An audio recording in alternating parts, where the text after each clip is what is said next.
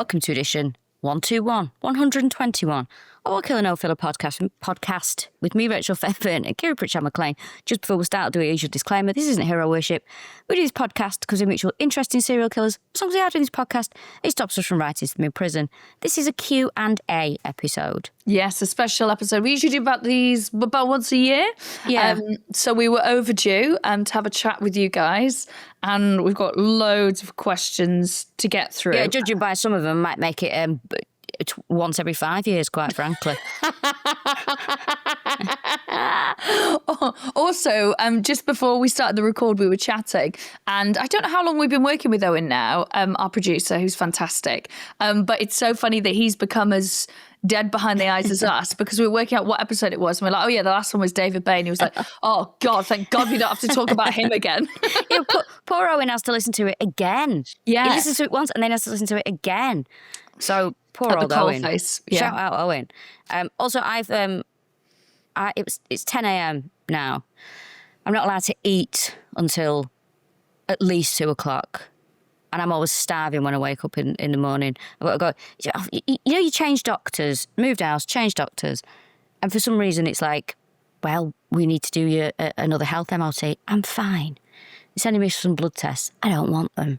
But it's a day out. But I'm not allowed to eat until I've had them done. So I'm just like, Did I tell you about when my partner had basically he got he had a thing happen, he had a medical issue happen, and then they were like, oh, it could be caused by a gut infection. So They were like, we want to check this. Or no, it was something like bowel cancer. They were like, it could be bowel cancer. great. I know, yeah. And then this doctor kept being like, we think we fixed the problem, it's not an issue, but also could be bowel cancer. My partner has anxiety, and he's like, okay, well, can we check if it's bowel cancer? And he's like, okay, yeah, you have to do this thing. Have you called about No, we're not actually. We're going to leave that one. We're just going to leave it hanging. But have you heard of a thing called movie prep?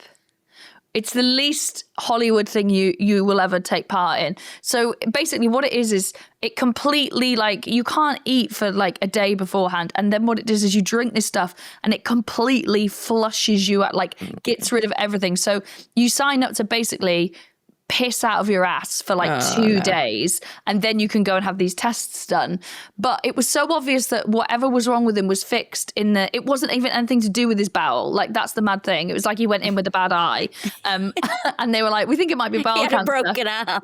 Yeah, but they kept being like, so he had this bag of movie prep, which he only just got rid of, and bearing in mind this was 2 or 3 years ago, because he kept being like, but what if I've got bowel cancer? And then he'd read the instructions of everything you have to do and what you're likely to go through, and he'd be like, I think I might just leave it for another month, because it's so horrific. Have you heard of movie prep? No, I don't like the name. Why is it called that? It's because that's what very beautiful thin actresses take before they prep for the red carpet. It's just shit out everything. No, I'm joking. Is it true? No, I don't know why it's called movie prep. I don't know why it's got such a showbiz name.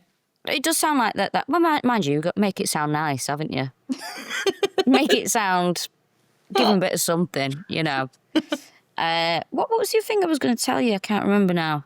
Oh, I don't know, it's gone. It was something about, so I'm not allowed to, I can only sips of water.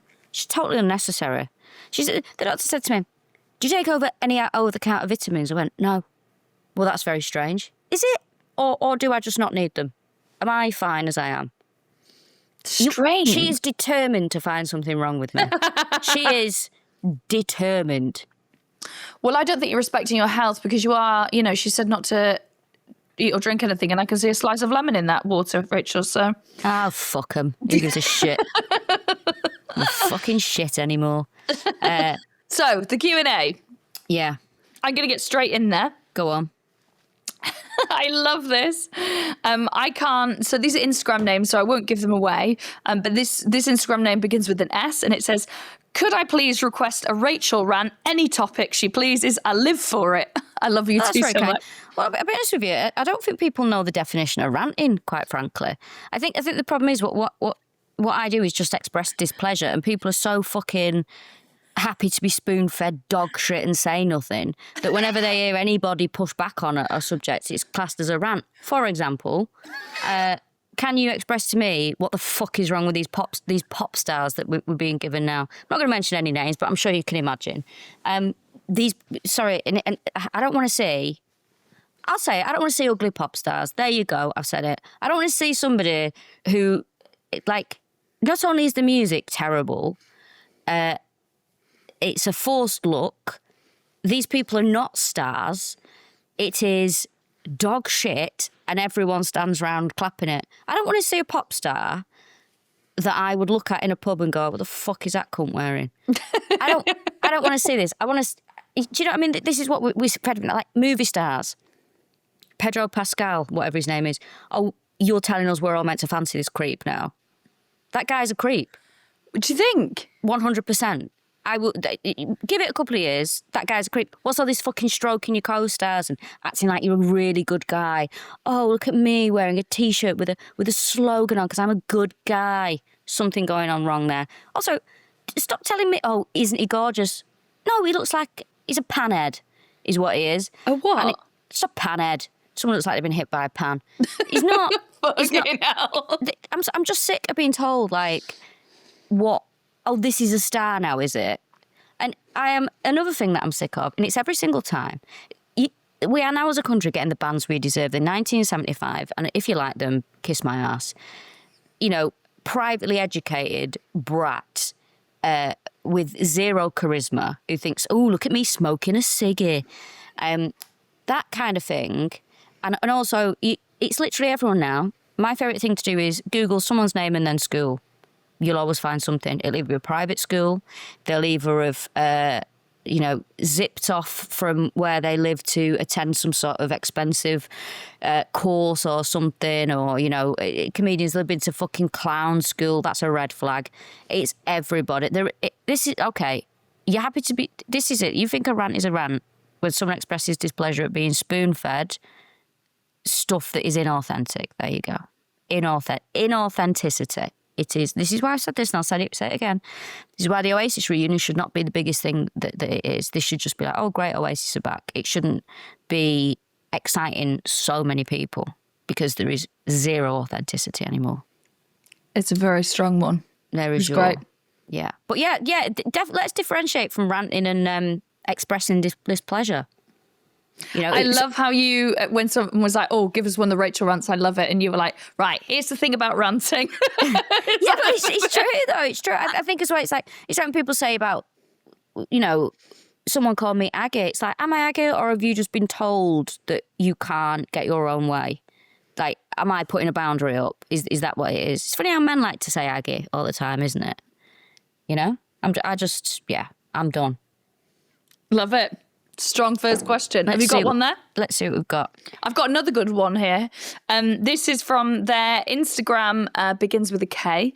Do you think you would get away with murder now you've researched so many? Can I answer this first? I think if it was the 70s, yeah, because I feel like it was really easy, sort of forensics to just bang out a crime, hence so many of them. But I think now, no, I've not got the, I don't proofread emails, I'm not going to, I don't wipe down anything in my house anyway. It would be more of a red flag if my car were clean. So I don't think I would get away with the murder now, but in the 70s, I backed myself to do it. What about you, Rachel? Well, now there's no chance really, unless you'd have to travel abroad and do it there. But I don't think so. To be honest, I've never really thought about it. It's not really it's not within my remit of things that I think about, really. This is going to sound more brutal than perhaps it's meant to, but there are some people on the circuit, I think, if you went missing, no one would report you.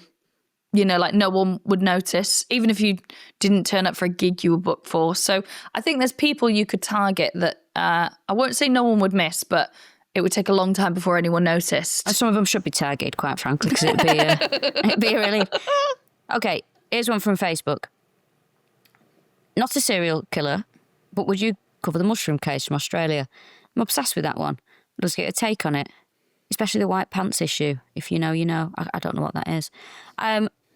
I personally wouldn't cover that because it's too soon, but also I find it quite weird, sort of the hilarity around that case. She did fucking poison people. Do you know, I mean, people treat it quite jauntily. Do you know what I mean? Oh, haha, it was a beef Wellington, lol. It's like, she did poison her family. Yeah. And it's really bad. Do you know what I mean? Yeah.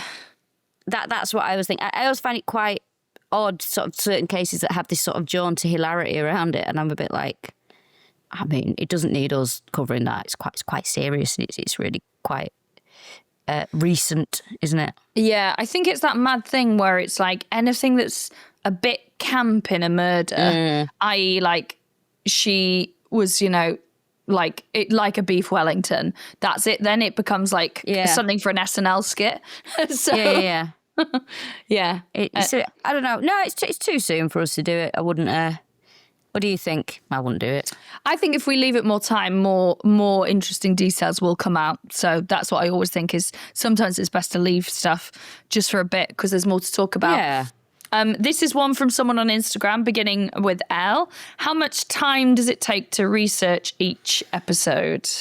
Well, it depends really, I suppose, doesn't it? Yeah. Like David Bain took ages. Yeah, hated it. Too long. It depends, doesn't it? I mean, I don't know. It's hard to say, really. I'd say like a few days on and off. We don't sit there with our in a library without getting our dusty books out, do we? We don't. There's a drag name for you.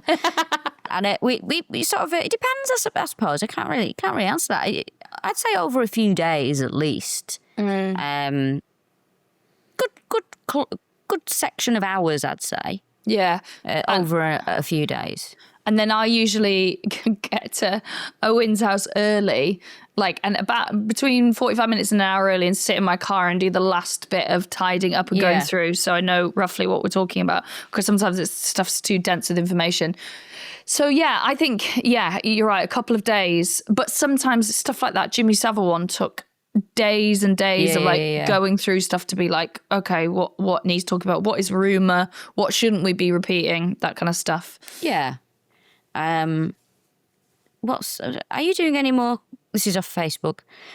Are you doing any more cult episodes? Have we done any? I don't think we have, right? Oh, we did the Manson family.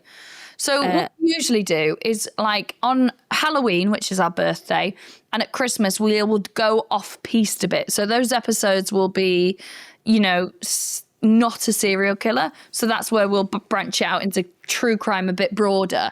But we don't go, oh, it's time to do a cult. It'll just be like, oh, should we talk about this? The question continues. I'd love to see some... No, that wasn't me telling you. That was just like, very succinct answer. I liked it. I'd love to see some crossover episodes. Imagine the rest is history and I'll Killa No Filla. No, thanks. Doing the Salem witch trials or something like that. First of all, I find witches absolutely fucking tedious. Second of all, there will be no crossovers, I'm afraid. I just don't. I hate crossover episodes. You can't be yourself. I don't. It's just not. No. I don't know. It's a no from me. I wouldn't do stuff like that. Would you? I don't know. I haven't listened to that podcast, but I think what people come for is specifically some of the things that people come for is our dynamic together. Yeah. And as soon as anyone else comes into that, it changes. Yeah, like I hate it. There's this sort of culture at the minute of podcasts that you've listened to for a while. Suddenly the producer becomes a character on it. Yeah. And I'm like, fuck off, mate. Fuck off, Owen. Not our Owen, of course. No. But I mean, the thing is, there he is, hello. No, this is it. Owen, I think Owen would agree with me. Owen does a great job. And, we have a good laugh. And, if we wanted him to pop in and talk about something, he would. But it's just this culture of suddenly the producer's a character. Yeah. It's not breakfast radio in the 90s. I was going to say, it's very breakfast radio. And it's like, can I listen to I don't care what the producer did at the weekend. I want to hear this podcast. That's the thing that I think. But also, it wasn't throwing any shade at any podcast there. I was just saying, I would just not do a crossover because I just don't think it would work. But yeah, I just find things like the Salem witch trials quite boring. It's not one of my favourite sort of, it's interesting and it's like, oh yeah, that. What about Pendle? Feel the same about it. Wow. Just unlike the feel-good romp that was David Bain. Oh, please don't mention that man's name ever again. Someone beginning with P on Instagram says, do you and Rachel have any pre/post-show rituals? What, like comedy? Yeah. Oh, I know what yours is. Try and find, hold on, what is the right name of it? Is it peri chicken? Pepe. Pepe chicken, that's Pepe's it. piri piri. It's got to be a 5 rating. I'm not eating from anything less than that.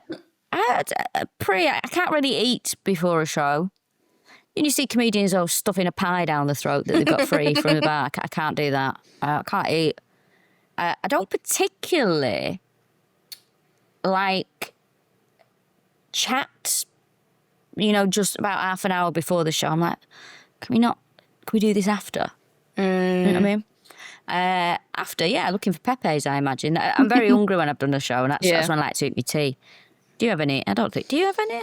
No, I'm the same. Like, well, when I'm on tour, it's like I have a little bit of food because it's such a weird time when you tour, especially when you're traveling. So you set up from your house at midday, and then you get to the venue at 4, and there's like no good window to eat because you don't want to be like wearing a tight costume with a massive bit of food inside you and digesting on stage like a fucking snake.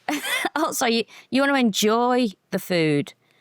Like the days of going out after a gig and everyone having a drink, we've sort of passed that thing. We don't do it, but we do it really occasionally. But your tea is your treat afterwards, isn't it? That's the thing. It's like, oh, brilliant! I'm going to do this, and then I can have some noodles. That's the.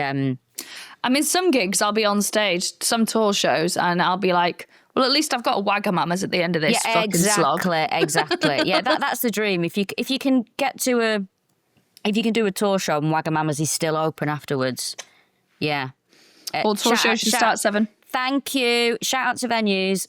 Fuck off with your 8:30s. Just because you've been doing that for 20 years doesn't mean it's working anymore. There are genuinely venues that I won't go to on tour anymore, and a big contributing factor is the fact they start every show at 8:30. Same. I've took a few of those. I had to move away from them. But also move with the times, because matinees, people love them. I've been trying to get places to let me do an afternoon show. You can still put an evening show on. You're making double money. Yeah. But they're so unwilling for whatever reason. But, this 8:30 nonsense. 8:30 on a Tuesday. People are... So if you finish work, you've got to go home and get changed. By the time you do that, you're like, I'm just staying in. Yeah. Or hang around in town. Yeah. Fuck that. Mad, innit? Yeah. But no rituals, no... I used to be very nervous before shows, and I used to have to write everything out and stuff like that. I don't need to do that anymore. I still write everything on my hand, just because so I know it's there, and it's just a way of me remembering what order everything goes in. So I'll always have my show on my set. Excuse me. Written on your hand. Yeah. So that's definitely a bit of a ritual. And what else do I do?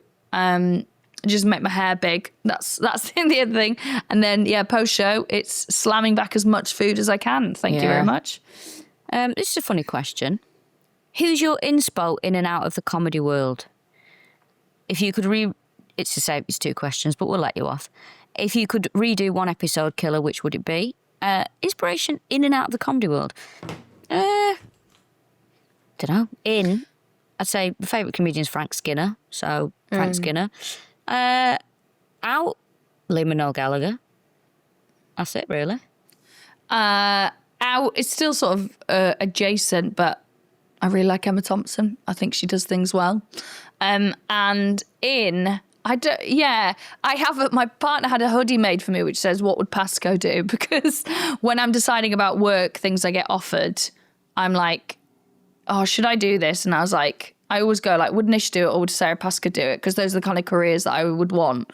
But then the other thing is, I don't really have an inspiration in the comedy world. I like some things that people do, but I never look at anybody and go, I wish I was like that, or I'd like to be like them, or I want that.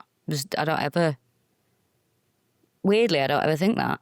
I think it's just being like, oh, I like everything that like, that seems like a nice career. That seems like they're doing work that they're proud of. That's not like I wish I was more, like style wise. I like the style that I do. Yeah. redo an episode, I'd say BTK. I agree. I think, yeah. BTK, Jack the Ripper. Just those two. BTK, I'd love to do BTK again because I just think there's loads more to talk about. I think it would end up being several parts is the only issue. Yeah. It was only like the second episode or something, so I think we felt like we had to do it all in one episode, whereas I think it would be several parts now. Yes, I agree. Beginning with E on Instagram, favourite type of biscuit, Rachel?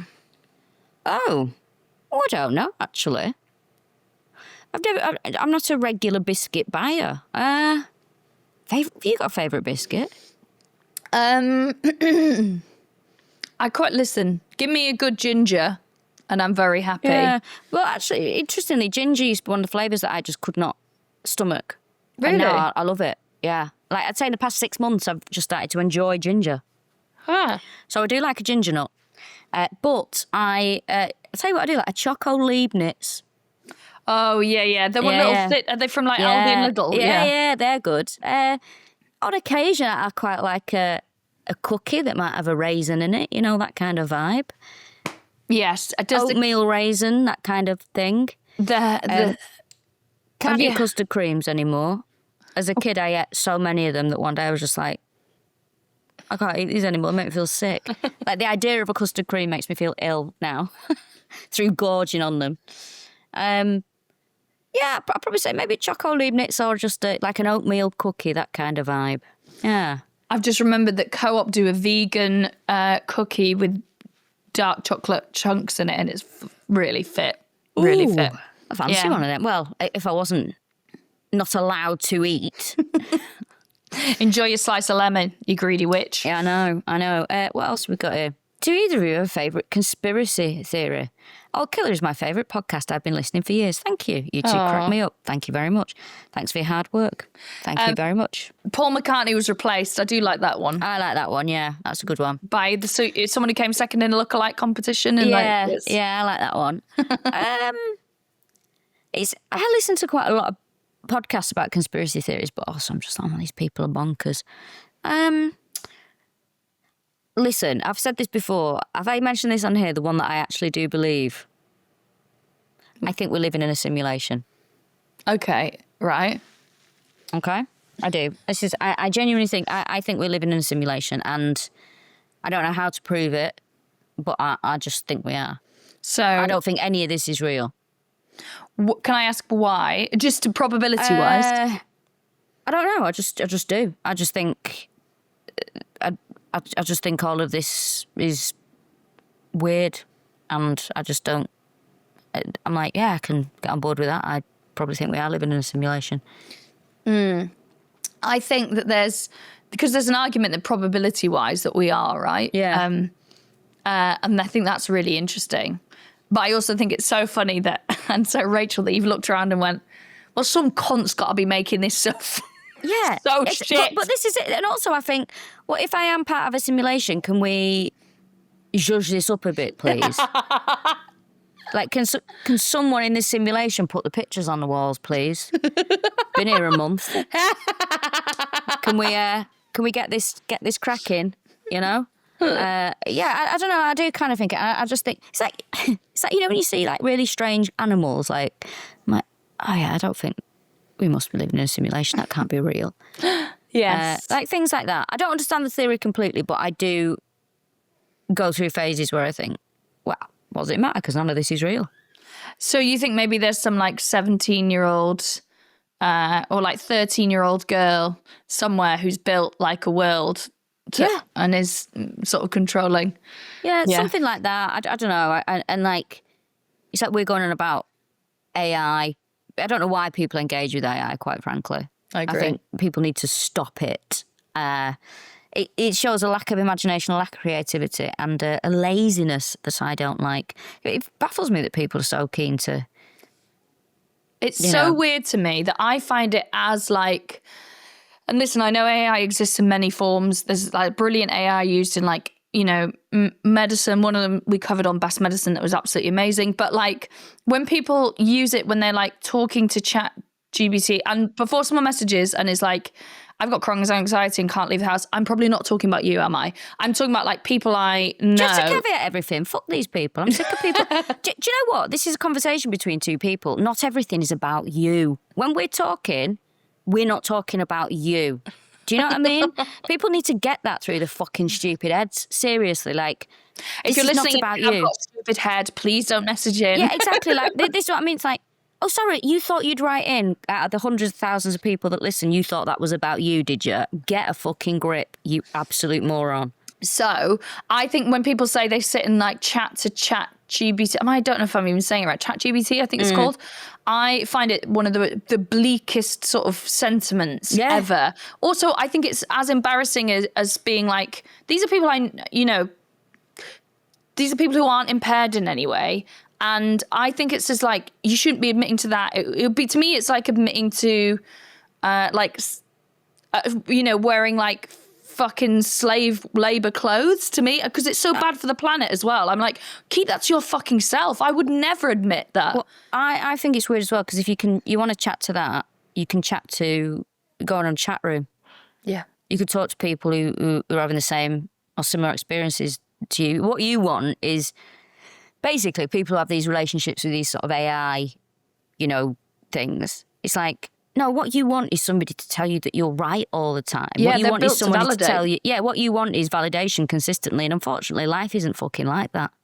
So stop trying to make it that way. But also, I think maybe when we're comedians that we're lucky in that, like, a lot of I felt in the pandemic, like, you have a job that's kind of built on getting big amounts of validation from crowds of people. I understand a lot of people don't have that, but like, if you can, I'm not in this for the validation. Absolutely. Do you think I want the validation of those people in the audience? Absolutely fucking not. They're the last people I want validation from. No fucking thank you. As I'm looking out at a comedy club and they're shoving pizza down the throat, I want their fucking validation. Have your tea at home. Piss off. You've chose to come to this as your night out. I don't need anything from you. I don't even want to be here. Even in a simulation, Rachel doesn't want to be there. No. This simulation, come on, crank it up a bit. This is a question from someone whose handle on Instagram begins with E. What was the first true crime case that properly got you both interested in true crime? I'd say I've always been interested in it because my granddad used to have all these, illustrated police news books, etc., etc. But I think the one that sort of I could follow along with was, I do, when I was a kid, because I was growing up in Manchester, I don't think a day went by that the Moors murderers weren't on the front of the evening news in some capacity. So I was very aware of that and frightened of them. But Fred and Rose West is probably the one, because I was at school, wrote about it in my school diary, followed it on the news, and then became fascinated by it. So I think Fred and Rose, yeah.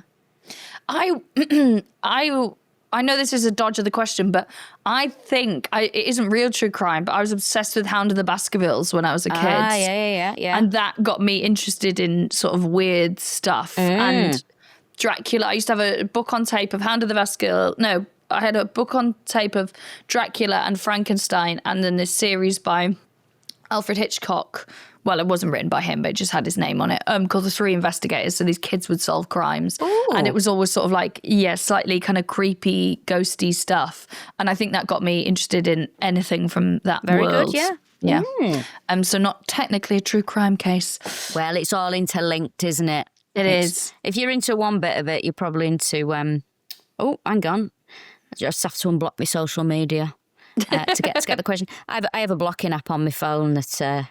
Good. I'm just sick of looking at it, quite frankly. It's not doing anyone any good, is it? Let's have a look. No. Okay, another question. Let me see. Do you think you'd be a reliable witness? Depends what I've seen. You're not grass. Doesn't it? Yeah, depends. I don't know, really. It's a hard question to answer that, I imagine. I'll be honest, I'm not a reliable anything. I am an unreliable narrator. I'm not a reliable, like, emergency contact. I think I also am so self-obsessed I'd end up talking, they'll be like, so tell us what happened on the morning of whatever. And I'd be like, I remember I woke up and I was having a really good hair day. And then actually, well, that's how I saw him coming out the shop, because I was looking at myself in the rearview mirror of my car when I was meant to be driving. It would just reveal what an absolute fucking arsehole I was. So I think I'd be like, I didn't see anything. I mean, yeah, as I say, it depends where it is, but I'm not sure. It's a good question. I'm not sure if I mean, it's positive if I've had a drink. No. Maybe. It's a difficult one to answer that. It is a really good question, isn't it? Because also, like, I hate, and it probably would be, I might be one of those people who buzzes off the attention of it. Like I told you when I did jury service and all the men were like, okay, I know everyone else is scared of speaking, so I'll be the foreman. Yeah. And then the guy was like, don't worry about it, buddy. I do stuff like this all the you stand down. I know it's not for everyone. And it was like this weird, they were all desperate to be the main character. Yeah. And I think I'd be like, me, and it would just bring out the worst in me. Yes. So basically, if I witness you doing a crime, relax. I'm going to keep it to myself because it will reflect badly on me. Yeah, good. I like that. Yeah. Here's one from, I don't quite know what this question is asking, but I'm interested to hear your answer. It begins, their Instagram handle begins with F. So it says, this is not or Killa No Filla related. You're given a crazy amount of money. What are you both doing with it? And then it says brackets, nothing materialistic. I'm like, well, what is... Well, I don't want it then. Yeah. It's like, I guess what charity we'd give it to. It's like I'd set up a charity that is donations to me, and then I would give it to that charity. It's funny because I ask Tim this all the time. There's some terrible clothes shops around here. And, very sort of cheap clothes, like men's suits that are a bit... just crap, basically. And so I say to Tim, you're a billionaire, but you can only ever buy your clothes from there. Because part of the joy of being really rich would be to be able to get really nice clothes or, like, have things made. And I don't know. Well, I don't know. I mean, I don't know. Buy my sister a house, buy my mum and dad a house, and then you can have the rest. I mean, if you're not letting me enjoy that money, then I don't want it. If you could enjoy the money, what are you spending it on? Oh, massive house for myself, massive house for all my family. This is a huge amount of money. I'd make all my friends millionaires.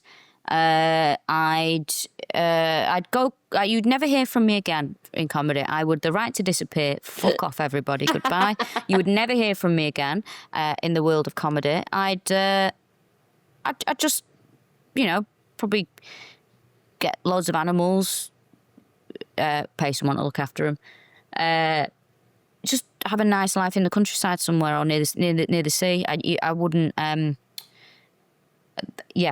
it. Simple, fine, enough. As long as I can have a fridge full of, say, Marks and Spencer's food and cook food, then I'm happy. But yeah, you can have this money, but I'm not fucking. I don't know what you want me to do with it. I'm not going to give a nice answer of like, well, what I do, I'd solve this and I'd do that with it. No, just don't want it then. Don't want the hassle. What, you're going to give me money for me to have hassle, are you? What would you do?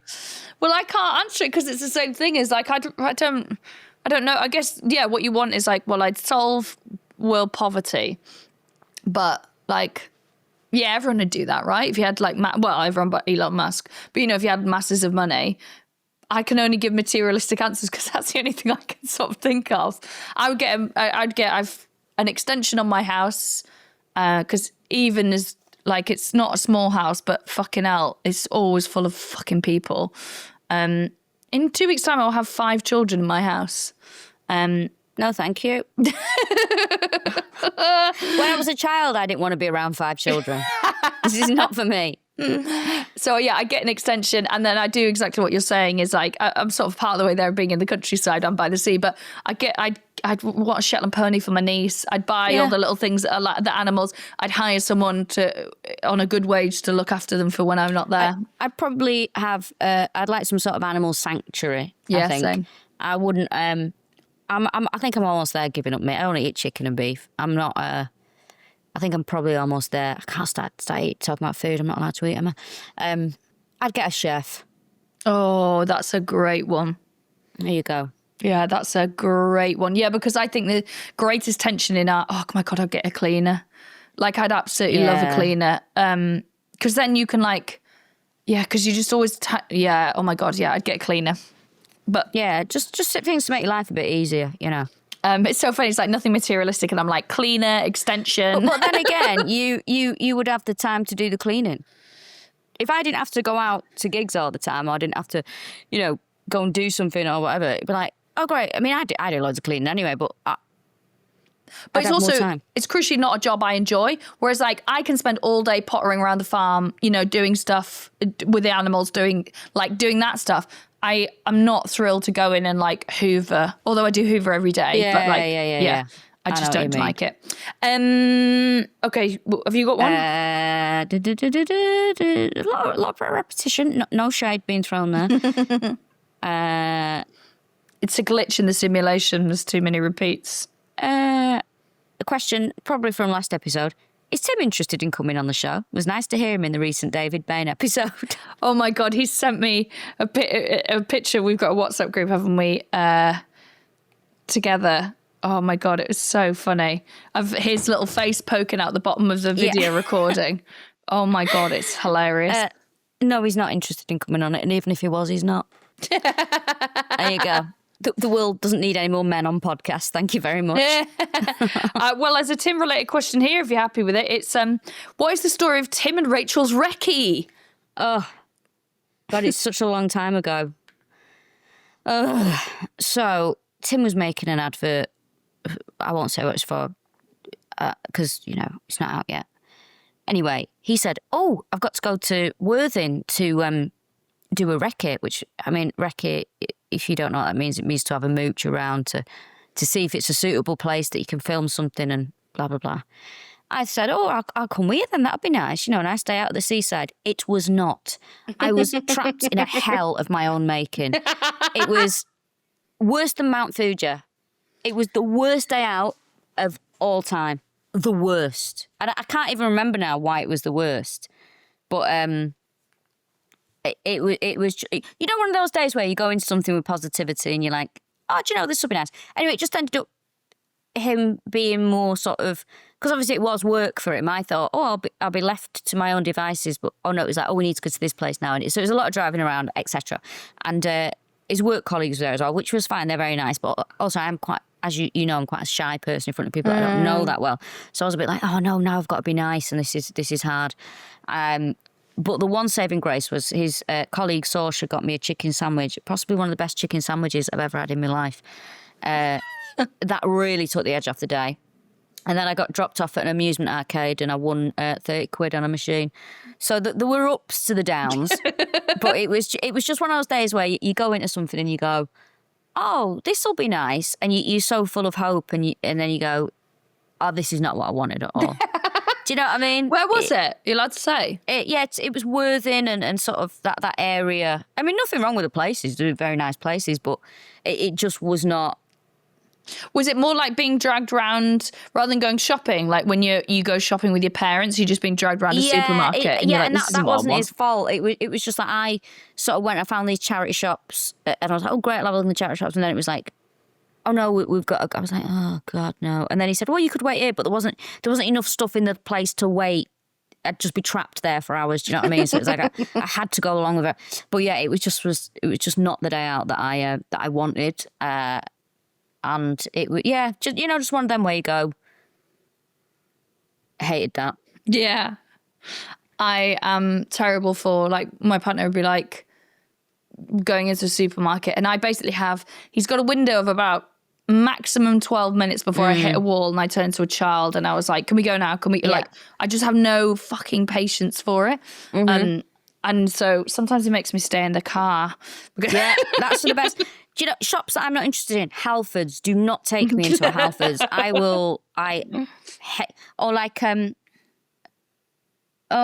Also B&Q I was going to say, but my dad, when I was a kid, used to think that B&Q was like an actual day out. He'd take us in there and we could just ring the doorbells. Do you know what I mean? He'd do that or he'd take us to the dog's home in our parade to look at the dogs. You can't have any, you can just look at them. Great. So that was the 2 days out. Ring the doorbells at B&Q while looking at the dogs that needed a home at the dog's home in Harper. That's so funny. Is it me now? Let's have a look. Are you still following any recent cases that you've covered? For example, Nicholas Rossi? No. Well, I have that thing where you open Google Chrome and it's like arranged your news stories for you. That's kind of it. Yeah, do you have that? No. I don't think so. Hang on, let me have a look. So I'll open like Google and it's like, it's like stuff I'm likely to like by my, location or, whatever I've been Googling or talking about recently. So often like true crime-ish stories relating to what we've been researching comes up. So yeah, I am across Nicholas Rossi, but I'm not following it religiously, mainly because there's nothing to follow right this second. But no, it tends to be like, that's sort of part of the, not joy, weird use, what to use, but when we cover things, we usually cover them so in depth that I'm like, that is enough of that. I want to shut the door on that now. That'll do. Yeah. It's like I'll go back and reread stuff about BTK, for example. Well, there's nothing new coming out. So I don't know. I'm just, I don't know. The thing is, I always think, well, if anything happens, I'll find out anyway. Yeah, exactly.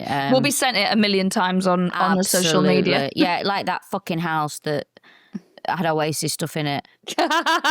Yes, I've seen it. I get sent it going past this on to Rachel. Let me tell everybody this now, right?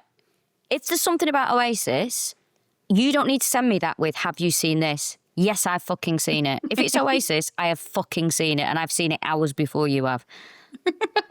Do not send me.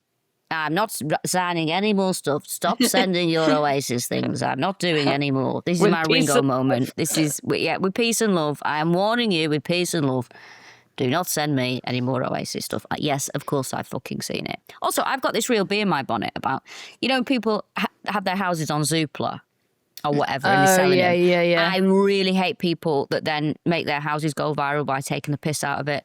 Fuck you. Who do you think you are? Seriously. Yeah. It's like when something's like really old-fashioned, it's like, yeah, an elderly person lived in that house and probably didn't have any time or money to update it, or like, oh, sorry, someone's got bad taste.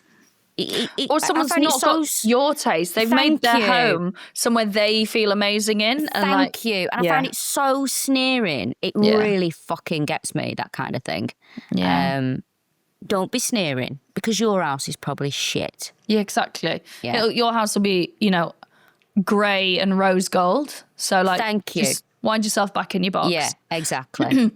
Someone on Instagram with a handle beginning with D says, so weird that you're doing this. Well, because I don't know if people are like, oh, why did you read my handle out?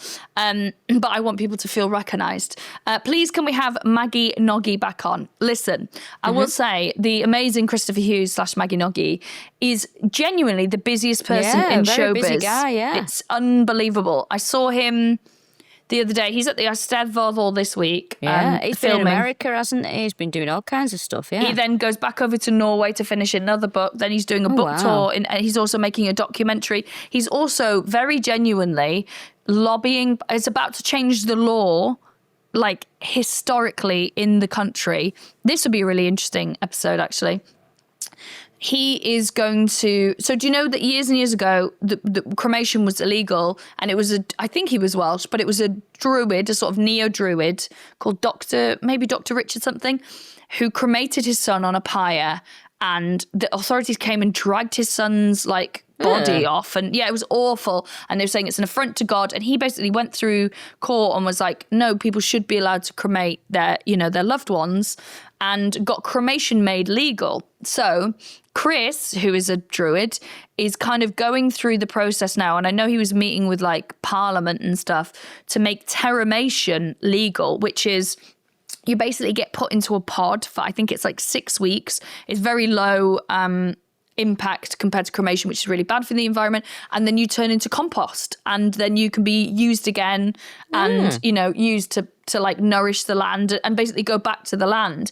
And at the moment that is illegal in this country. It's legal in other countries, and he is probably going to be the person who makes it happen and changes the law. And just check, you have to be dead for that to happen. Well, not necessarily, no, but you have... I feel like I could do with a bit of that at the minute, yeah.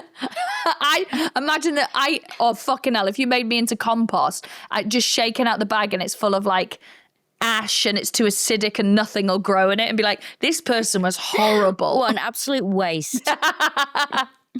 That's amazing. Well, good luck to Chris. Hope it works out. And it'd be nice to have him back on when he's not so busy. Well, that's it, and it's just busiest person in the world. Oh my gosh. When this one is from someone who begins with L.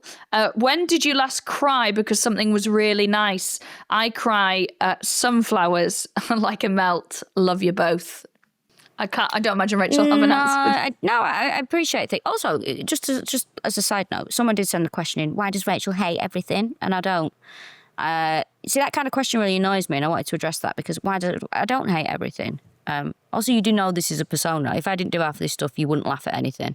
Would you be nice about everything? I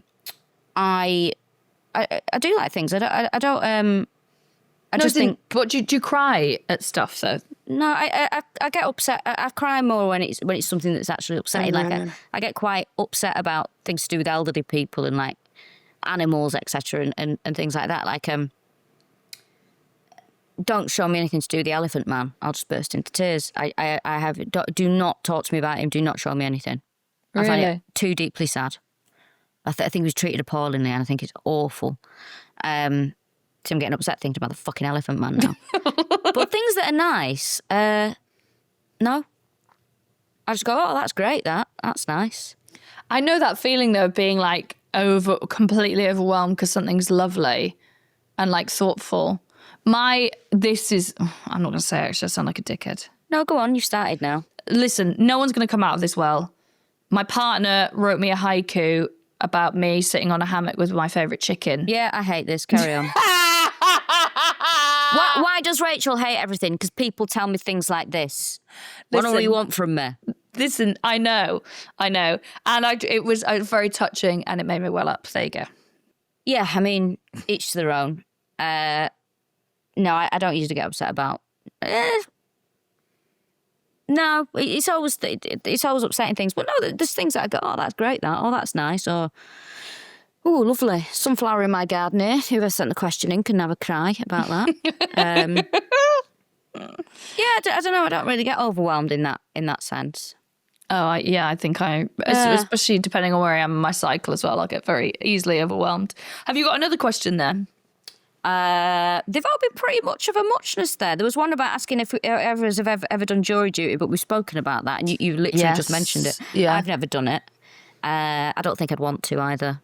It's not. You think it's going to be more dynamic and interesting than it is, but it's bleak and it's actually just loads of sitting there for 2 weeks.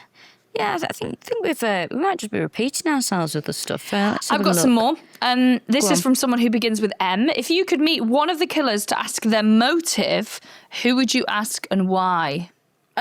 When you say one of the killers, I'd like to meet. Well, I've met the killers, the band. Brandon Flowers. But I'd like to meet Brandon Flowers again. Thank you very much. And ask him the motive for having those fake teeth put in. No, well, I don't want to. Look, as much as I like talking about these things, I don't want to meet these people. I wouldn't ask anyone anything. They're just bullshit anyway. Like, you wouldn't get the truth out of them. Yeah, I don't think there's anyone I'd personally want to ask. You? No, because I don't think you get a straight answer because they're always sort of like thinking about how they're being perceived, right? Someone has asked as well, can I give an in-depth report on the Oasis gig? But I've got another one coming up, so you can have the comparison. I've got Dublin coming up. Went to Cardiff, so you can have a double whammy. Oh, I'm interested in that. Like a full debrief. Well, one thing I will say is middle-class people ruin everything. That is all I will say. I can't fucking wait. And there was one incident where, because basically, I'll tell you this very quickly. What happened was I was in a queue to buy some merch about 1 in the afternoon, and we got selected to get to go around and get a wristband to be front standing, which has never happened to me in my life. I would never do that ever again because it's full of the worst cunts on God's earth. So it's full of like people who've basically paid like £400 to be there. Right. Whereas me and my mate just turned up and were like, oh, who are these cunts? Anyway, I was moving around. A woman came up to me and she went, excuse me, I saw what you did then. I was like, what? I moved through. Bear in mind, I'm 4'10". I went, what? She went, I saw what you did. And I went, oh my God. I said, just because you're in charge of your community WhatsApp group, I said, doesn't mean that you get to come here and tell everyone what to do. It's an Oasis gig. And then these two there was a lot of people there, and I hate to say there's a lot of women there that this isn't a place for Oliver Bonas shit. This is not, this is not your vibe. There was two women there in Union Jack bucket hats, and I'm like, you've not read the room. And I saw I was moving out, and this one went, you're standing here, we've been here since 2:00. I went, we can't have been here since 2 because the doors didn't open at 5. And they were like, and I went, and by the way, they will probably hate you.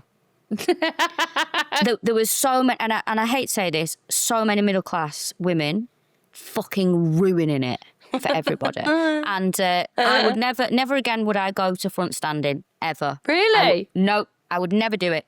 It was full of very wealthy people who had no vibe and full of cunts like that in those stupid Union Jack bucket hats. Like, oh, you're an Oasis fan, are you? You're Oliver Bonas women. And Tim was further back with his brother because he didn't get there in time to get these wristbands.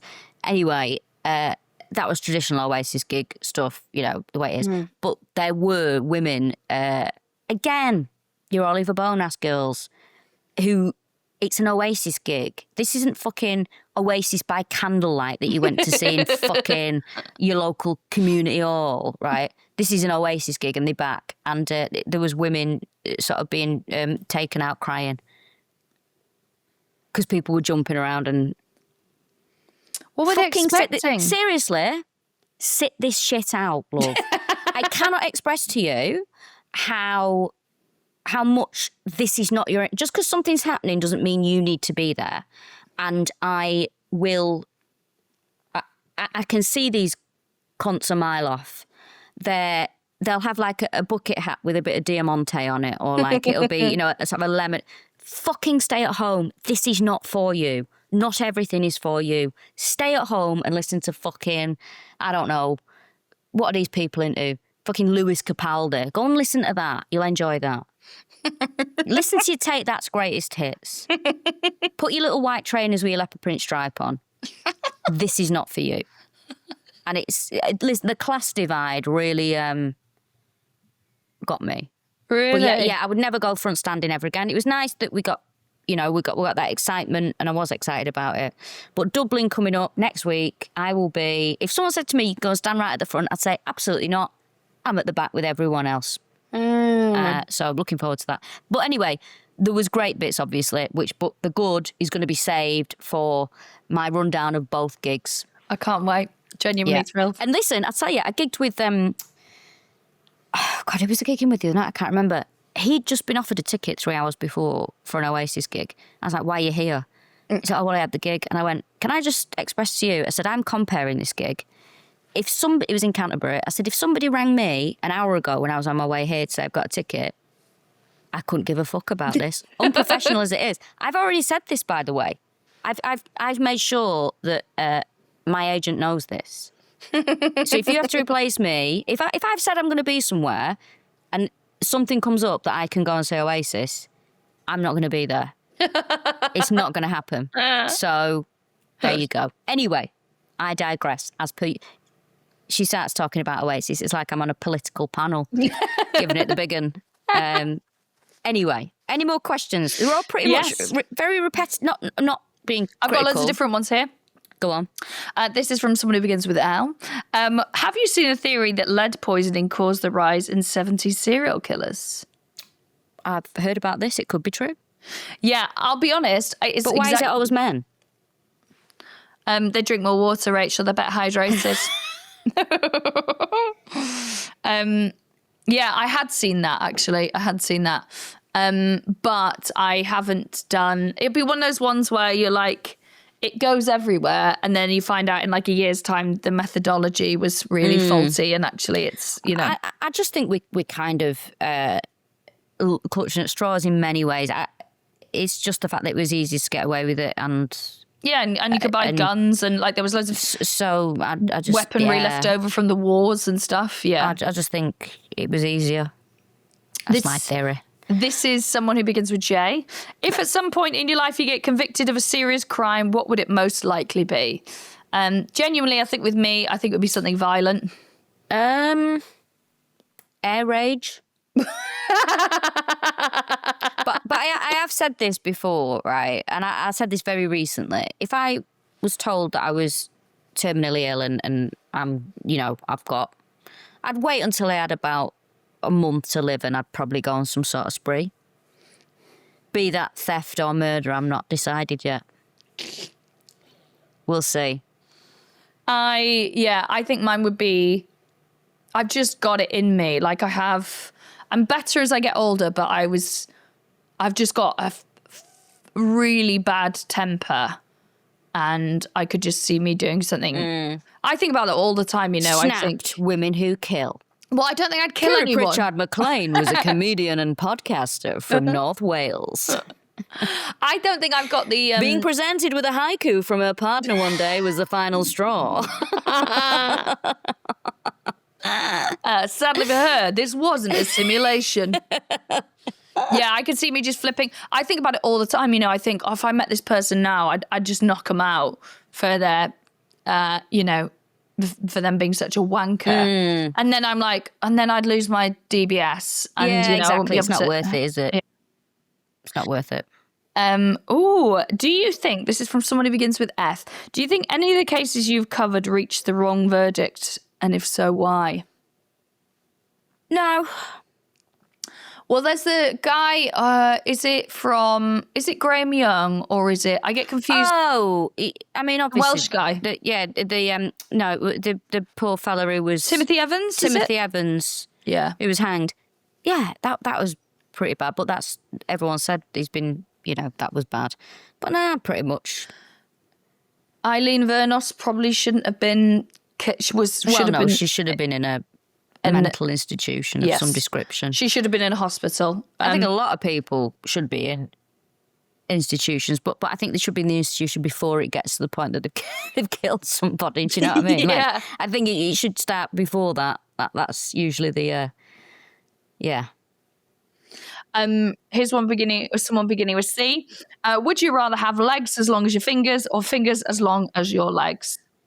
I'm a stoner now. These are kind of questions that I've got to answer. It's just, as the barrel is being scraped, what was the question? Would you rather have legs as long as your fingers or fingers as long as your legs? Well, neither. Neither. I have no patience with those kind of questions. I can see. Do you know what I mean? I'm like, oh, sorry, do I smoke weed now, do I? Go on, what would you rather have? I think I would go for little. I mean, I've got quite short legs anyway. I think I'd have, and quite long fingers. I think I'd have legs as long as my fingers. Yeah. Horrible. What a horrible question. What a horrible thing. Don't like that. Let me just check that we've done. I'm aware of time. We can't get through them all, but I'm just seeing if we've covered. Do you watch true crime TV shows? If so, what's your favourite? If not, detail your hatred. I like. I do love 60 Minutes Australia. Mm-hmm. Love that show. They do all kinds of different things though. It's like they'll do like true crime and then they'll do sort of some other stuff. Love a con artist. What else? There's no particular. I'll put some of these YouTube ones on in the background. Like sad crime, that kind of thing. I feel like I'm watching that one about the girl who went missing on the cruise ship on Netflix at the minute. I don't have Netflix. I just watch Tim's. I'm not paying for that.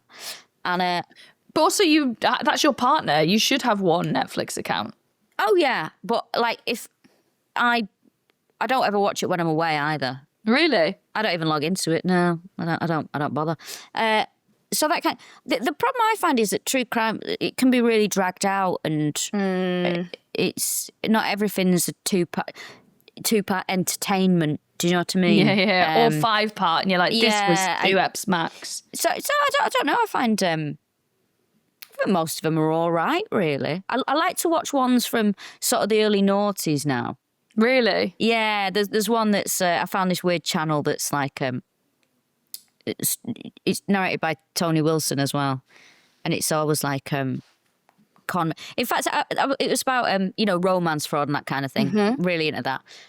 But I've been saying this on stage, and I think this is very true, that when men have to con women, they have to have a certain degree of charm. They've got to live a lie. They've got to really, and then there was this con woman, and everyone was like, well, she wasn't very attractive. Yeah, to be a con woman, you've just got to go, can I have your credit card if I suck your dick? That's pretty much it, isn't it? And I don't know why, as women, we're not doing that more. The ease that we could, oh my God, sign this and I'll suck you off.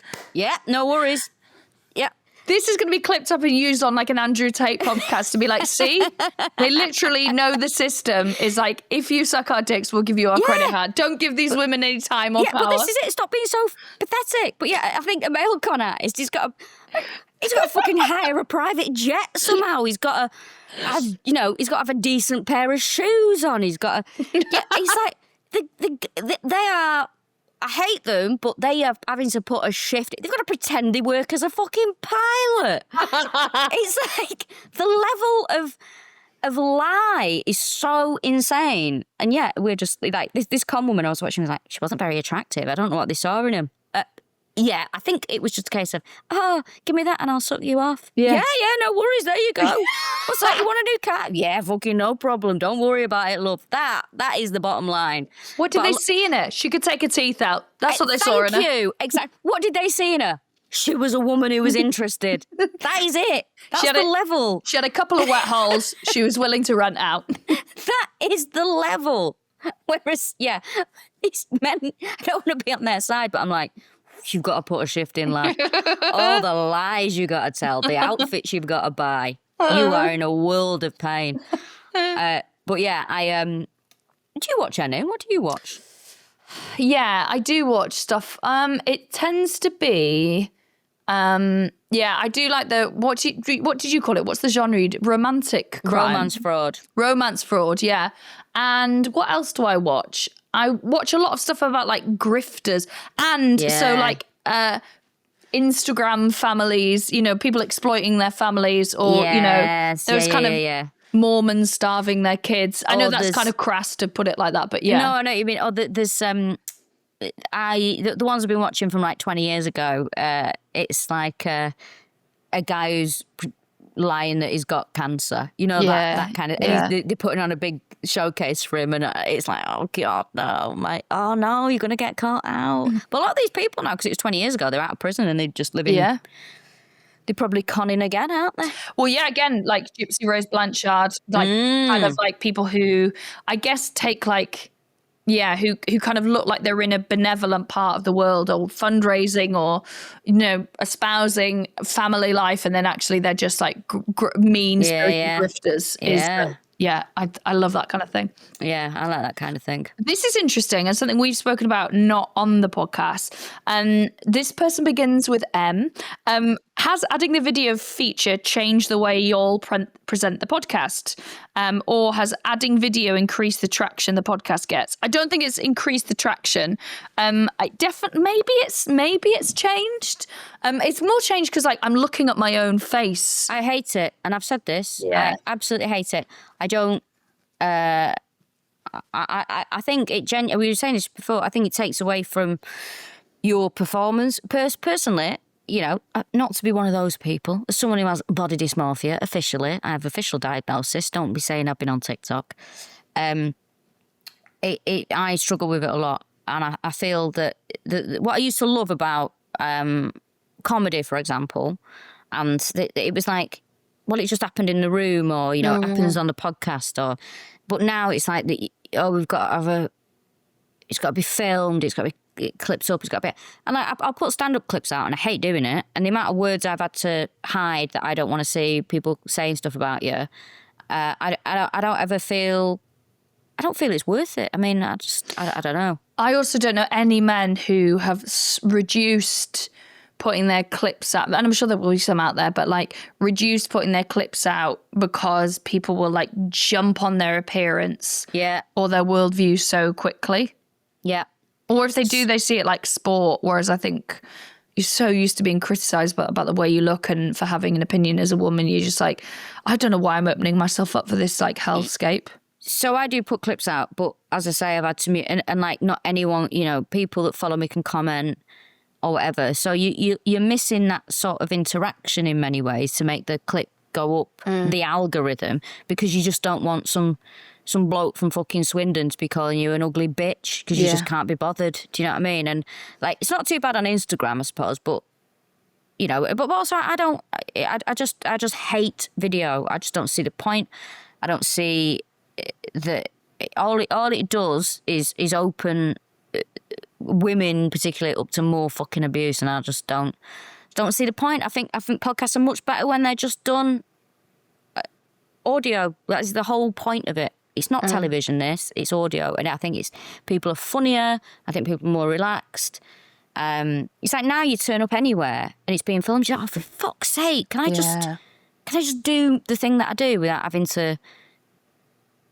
I mean, I have to say, video has not done me well mentally. Like, because we filmed this today, all I'll do all day is feel depressed, and that's just the way it is. Like I have a psychological disorder, so it doesn't help me in any way, shape, or form. But unfortunately, this is the world we're in now. People have to, The only thing I will say is I don't know why TV hasn't caught up with stuff, because I think people are actually making their own fucking TV shows now. Podcasts are basically becoming TV shows now, and I just feel that... Well, like the Traitors one that Ed hosts that my friend makes is like a visualised podcast, and it's like... and it also goes out on BBC Two. It's television, but you're paying everyone less. It's mad. Yeah. It's bonkers. Yeah. Anyway, that was a very long-winded answer. I didn't mean to sound so fucking... No, I think it's important, because I think that like in the like push for the algorithm, but also accessibility, right? So we've gone, we'll film it, but then there's no real thought about the ramifications for someone like you who has to live with like, and that's going to have a detrimental effect on your well-being. But you have like, it's part of playing the game. Yeah, it's taken me long enough to have to get used to having photographs taken. It's like every fucking time you do a gig, it's like, right, do we have to have photographic evidence that this gig happened? It's not proving anything. A photo of me on stage doesn't mean that it was funny. Do you know what I mean? So I just feel like can we just get down to the actual product of stuff? Can we listen to what people are saying? Can we sort of, let people focus on that instead of the fucking... Some of the best things you do, you can turn up and you're just there ready. You might be going to the gym after. You just, oh great, now this is being filmed. Fucking brilliant. Did I ever tell you when I turned up to do a show about... I'm not even going to mention what it is too much because people will dig it out. But basically, I thought I was recording an interview for radio, and I got there and there was a TV crew there, and I was like, God. Oh my God, my hair was wet. Because I'd just come from the hotel in the morning, and I didn't have it was a shit hotel, so there wasn't even a hairdryer there. It didn't have any of the stuff to do it. So there is evidence of me doing a TV program, doing an interview, and I have wet hair for it. Oh my God. It was so embarrassing. I was like, and there's like nothing I can do, because also my hair is like, it takes some wrangling to be anywhere near. So I was like, oh God, yeah, it just looked like I'd been swimming. But this is it as well. I always think like now everything's clipped up. Has nobody got an attention span to just listen to something? No. Well, the clips are getting shorter and shorter, and now you have to put like the punchline of the clip at the end, so people sit to the, It's absolutely fucking ridiculous. It's mad. It's also, I don't want these numbskulls in my audience. If you can't watch something for 45 seconds, stay at home. It's a very good point. Okay, I've got two more, I reckon. Oh, this is a cute one. This is someone beginning with W. Rachel, what skincare do you use? You gals are glowing. Yours is a great. Well, go on. Very interesting that you say this. I've got terrible skin. You might think it looks good, but it's not. Look at me. I've got vitiligo. I've got white patches here. I've got it's progressively got worse over the past 5 years. I wear factor 100 on my face. Do you? Yeah. I didn't know you could get that. Well, I have to wear it, Otherwise, my skin, you can see it there, white. You see the white? It's always worse in the summer as well. Is this when you had? Did you have laser on that? Yeah, and I had it and it works, but unfortunately it costs so much money I can't afford to have it done. If you're a laser person and you want to do it for free, I'll fucking do it and I will shout you out on Instagram to the end of the year. She'll suck that dick. I will suck that dick, mate. But I have sort of discoloration. I don't think my skin, I mean, it doesn't bother me that much. Just that people fucking mention it. And I'm like, why would you mention that? Do you know what I mean? Like, yeah, I'm fully aware that I have. Do you know what I mean? Like, when people mention it, it's like you wouldn't go to somebody, fucking hell, you're a fat cunt, aren't you? You wouldn't say these things to people. Anyway, the bottom of the line is, I am not a big believer in. I always think if something really worked and was so amazing, it'd cost £1 million and nobody'd be able to afford it. I just use Dove soap or Nivea face wash. I wear factor 100 here, factor 50 here, and at night I smother my face in Nivea. That's it. Oh, you moved on from Astral, is it? Oh, it's either Astral or Nivea, but it would be one or the other. Nivea, Astral, Nivea, whichever one. But Nivea's got the edge. Yeah. I'll just shove it all over my face. I've been doing that since I was about 16. The stuff that comes in a blue tin. And then it's now called slugging. It's now like a TikTok thing. Is it? Yeah, it's called slugging, where you basically like completely cover yourself in like a thick layer. Oh my God. That's so Tim has always called it newting. Because he's really? He's like, oh, here she is, the newt. You know, because you've got like that layer of, he calls it newting. No, it's I'll have slugging. to let him know. Yeah. Oh my God, he came up with it before it was a thing. Because I do that. Before I go to, like, I'll wash my face and then I'll, before I get into bed, it'll be like a thick layer of something and then I'll just go to sleep, And then SPF 50. That's what I use. Yeah, I don't really, I don't go in for all this, a lot of money on stuff or whatever. No, I'll go, if this is like a serum that was meant to be £120 in TK Maxx and it's now a £5. I'm putting that on my face. Well, exactly. That's absolutely fine, yeah. Okay. Well, let's do 2 more. Also, I will say this: wash your face before you go to bed. Don't go to bed with your makeup on. that is, and also wash your face when you wake up in the morning. They're just the 2 things that I. Yeah, it's weird, isn't it? Because I'm just washing off my going to bed, but it still feels weird if I don't. Always wash your face before you go to bed. Someone beginning with B says, "Is your stance on no adverts still the same? You deserve that ad revenue. Do it." Yeah, I fucking agree. We've never had ads. Times have changed. Things are expensive now, man. Look, I think we should have ads. But also give a percentage to a charity. Yeah, I mean, I think you'd struggle to find anyone who would sponsor a true crime. But companies won't do it because they're like, it's too, that like everyone's so risk averse. I think you'd be. I'm not close to it, but I think you struggle to find someone who would. Is basically where I'm with it. And then the final question, well, I'll ask this one quickly. Have you seen the paranormal footage from the Watts family home? Rachel, this feels like your area. From the what? The Watts family home. I don't know what that is, but no, I've not. Someone talks about how much they like your Ghoul Guide podcast. Oh yeah, that's not coming back. As I've said, they'll probably make it with a male comedian and his mum soon, so enjoy that. Oh, fucking funny. Can't you just, it's so good, can't you do it yourself? Listen, the expense is just everything now.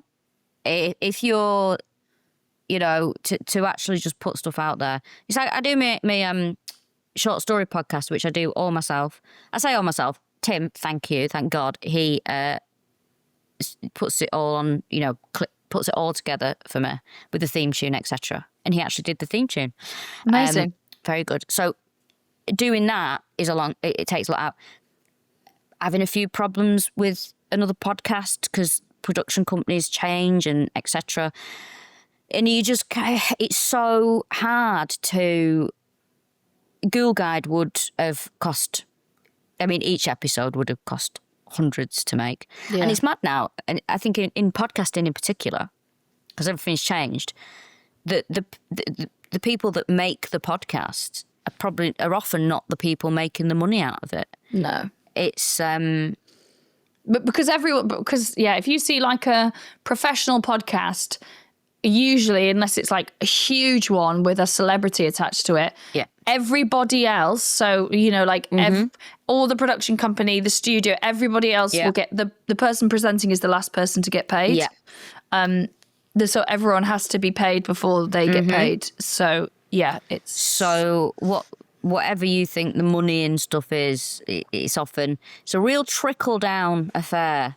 But it's the same with everything, isn't it? As soon as something that was great that people could do themselves, as soon as people realise that, they're all the fucking... they're all there, aren't they? No, I've not seen this video. I'd like to see it. I'll find it in a bit. Yeah, I'd be interested to hear your point on it. Yeah. Someone asked, here it is. I'll do these. This is very sweet. What's the thing you're proudest of each other for? Do they listen to this podcast, do they? When did you start listening? Sorry, you mistaking us for who's nice? I don't know. I don't listen. What other podcasts? Are you mistaking us for? I can't think of anyone. I don't know. That's a weird question. I don't know. Your chicken husbandry. There you go. Thank you so much. Although I'm one chicken down because there was one that I was just trying to keep alive and she was desperate to die. And then she was going into the coop and then I went to put them all in and she gone and she just walked off somewhere to die in a corner and I can't find her. So love that dignity. More of that, please. Yeah, that's what you'll do, I think. That's what I'll do, like a cat. The question is, I can't find that. It was something like, if you could start all killer all over again and it wasn't about serial killers, what would it be about, kind of thing? Oh, ghosts or weird stuff. Yeah. I think you'd probably say the same, like maybe every different thing every episode, like this episode's about a strange disappearance, or this is about a haunted house, or that kind of vibe. It'd be something a bit unsavoury but a bit weird. Yeah, I think the whole sort of like gamut of it. So we did talk about doing a tour that was like Legends tour, but we're doing like, so each place we went to, we talk about local historical crimes, folklore, things like that. We'd talk about that area. So it would be an episode about the ghosts, the cryptids, the whatever of Liverpool or, Derby or whatever. So I think it would be something in that weird bit. Yeah, that'd be nice, wouldn't it? Yeah, it's not going to be like celebrity gossip. I'd have to learn who they all are first. I'm such a nana now. The celeb world. Listen, there are more, but I mean, we've been at this for an hour. We've been doing this a while. And now. listen, I'm like a 90s supermodel. I'm not allowed to eat. So I can't eat until half past 1. I can't wait. What's the first thing you're gonna have when you're allowed to eat again? One of our questions is, what's your death row meal? Oh, chicken and mushroom pie, chips, gravy, mushy peas. bread and butter on the side. Yeah, bread and butter. What about you? That's such an unsexy answer. It's so great, but it was so immediate. What's a sexy answer? A hard penis. That would be my... Can I please have a hard willy for my last meal? No, what would mine be? It's something like that, isn't it? Yeah. Chips. So I can eat meat now. So chips, jumbo sausage, curry sauce. Oh, yeah. And what would I'd have a pudding as well. Like a choc ice from my childhood, I think. Oh, a choc ice from your childhood. You know, put them in paper. I know what you mean, yeah. When you eat the paper by accident. No, purpose for me. I'd have, what's it called? Apple crumble and custard. Do not put cinnamon in it. What? Yeah, stop doing this. There's a recent thing. This is an Americanization of a lovely pudding. Yeah, that's true. Don't be putting cinnamon in it. Not a big fan of cinnamon. Oh, so I don't love be putting it in. Well, there you go. There's oh my God, there's a duck outside the window. Oh, Donald? There's a duck in someone's garden, but the garden's like a little Anyway, right. Well, that's something Don't to deal be with. taking it home with you, for God's sake. It's coming home with me. Thank you for listening to this special Q&A edition of All Killa No Filla. We will be back with a killer next time. And, there's still some tickets, not loads though, left for our Halloween show in Walthamstow.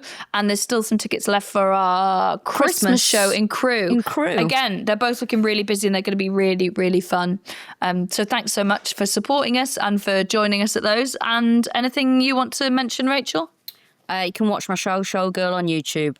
That's it. Yeah. And I haven't got anything to talk about yet. Nope. That's Quite it. nice, isn't it? Oh, it's lovely. It's absolutely fucking lovely not having to be like, here's me trying to sell myself again, please, so I can pay my bills. Come and see me. It's quite nice, isn't it? Yeah. Nothing. In fact, I've not written anything for ages, and I'm just like, well, what am I going to do? Oh, Rachel, I've not written a joke a joke that's worth repeating for, I'd say, 6 months. But because I don't have to bang out a tour, I'm like, what a fucking relief. I'd be panicking now. Yeah, I'm just quite relaxed. Let the inspiration come. Yeah, exactly.